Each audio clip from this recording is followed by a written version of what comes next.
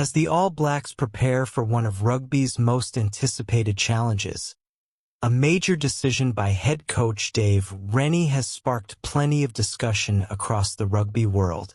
Rather than bringing captain Ardie Savea to South Africa with the rest of the touring squad, the coaching staff has chosen to give their star forward additional time to recover before joining the team just 10 days ahead of the opening test against the Springboks. The decision means Savea will miss the opening tour matches against the Stormers and the Sharks, while he is also considered unlikely to feature against the Bulls shortly after arriving. At first glance, it might seem unusual for a captain to stay behind while the rest of the squad begins such an important tour, but the reasoning behind the move reflects how modern international rugby continues to evolve. According to Rennie, the choice was straightforward because Savea has been playing and training almost continuously since the beginning of last year. His demanding schedule included leading Moana Pacifica, representing the All Blacks, and then continuing his rugby journey in Japan with Kobe, leaving very little opportunity for meaningful physical and mental recovery.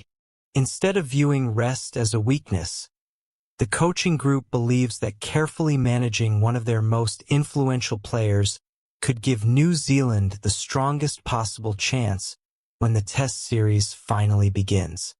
The debate surrounding this decision quickly reached some of rugby's most respected voices, including former All Blacks great Sir John Kirwan and legendary Springboks captain Victor Matfield, both of whom offered thoughtful perspectives on the situation.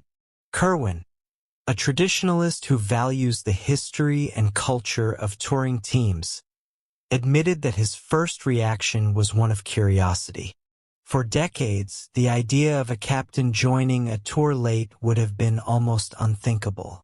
Touring together was considered an essential part of building trust, unity, and shared experiences. However, Kirwan also acknowledged that today's professional game is dramatically different from the rugby environment in which he played.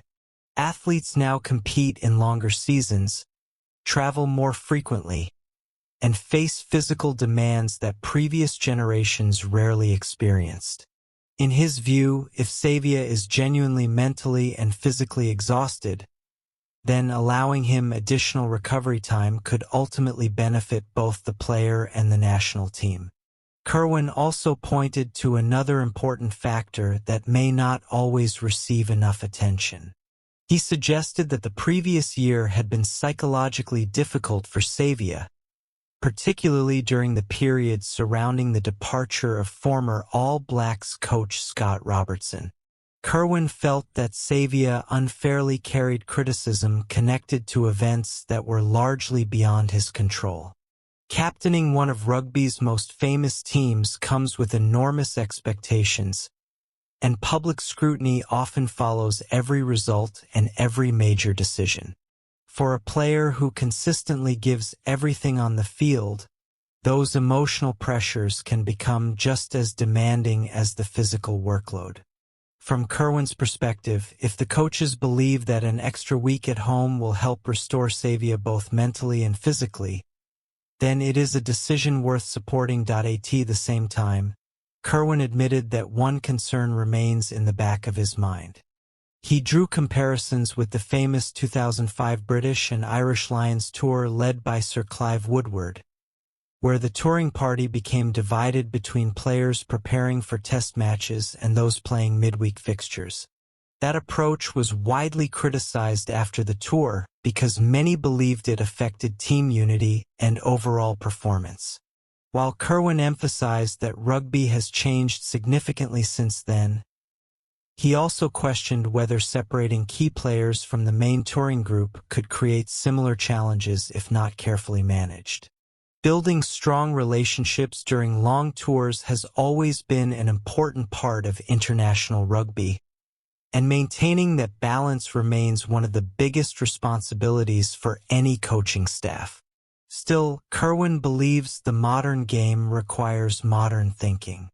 International squads are now much larger than they once were, with the All Blacks traveling with 44 players plus an extensive coaching and support team. Managing such a large group involves far more planning than simply preparing for the next match. Recovery, nutrition, travel schedules, medical care, and individual training programs all play major roles in helping players perform at their highest level. Rather than asking every player to follow exactly the same routine, coaching staffs now focus on what works best for each individual athlete. In that environment, giving a player like Savea extra time to recover becomes less about breaking tradition and more about maximizing performance when it matters most. Former Springboks captain Victor Matfield shared a similar opinion, explaining that modern rugby places far greater emphasis on personalized player management than ever before. Looking back on his own playing days, Matfield recalled an era when every player followed identical training schedules regardless of age, position, workload, or physical condition. Today, however, sports science has transformed elite rugby. Every player is monitored differently, recovery plans are tailored individually, and coaching staffs constantly analyze how to keep athletes performing at their peak throughout long and demanding seasons. Matfield believes that if the medical team and coaches are convinced that additional rest is the best preparation for Savea, then the decision deserves support rather than criticism. He stressed that success at the highest level often comes from making smart long-term choices instead of focusing only on immediate appearances. Another point raised by Matfield concerns leadership within modern rugby teams. While Savea is undoubtedly one of the All Blacks' most influential figures, leadership today is rarely carried by one individual alone. Most international teams rely on experienced leadership groups that share responsibilities both on and off the field. During Savea's absence, experienced hooker Cody Taylor will captain the touring squad, ensuring that the team continues to benefit from strong guidance and stability. According to Matfield, this reflects how professional rugby has evolved. Captains remain important symbols, but successful teams are built around collective leadership, experienced voices, and shared accountability rather than depending entirely on a single player. From Rennie's perspective, the priority is clear. The upcoming Test series against the Springboks will demand exceptional physical intensity, tactical discipline, and emotional resilience. Every decision made before the opening whistle is aimed at ensuring the All Blacks arrive in the strongest possible condition. While the early tour matches remain valuable opportunities for preparation, squad rotation, and combinations, the coaching staff clearly views the 3 Test matches as the defining challenge of the tour.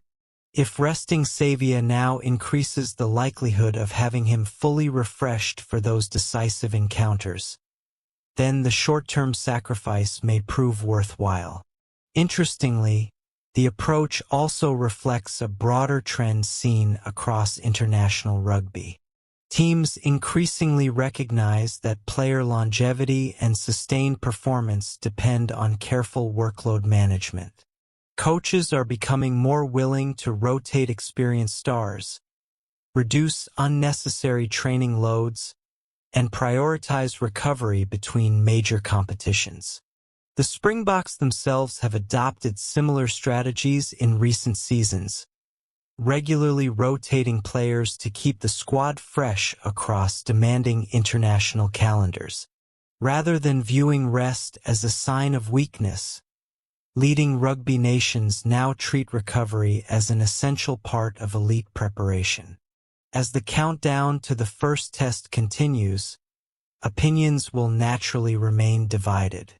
Some supporters value tradition and believe captains should be present from the very beginning of every tour, while others believe the realities of modern professional sport require greater flexibility.